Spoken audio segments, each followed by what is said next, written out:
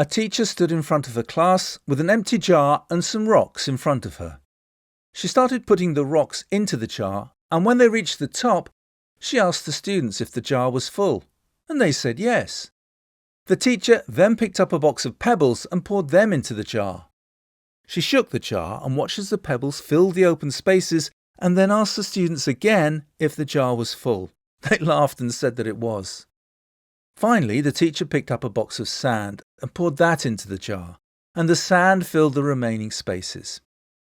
The teacher then said, "Think of the jar as your life. The rocks are the truly important things, such as family, health, and relationships. If all else was lost and only the rocks remained, your life would still be meaningful."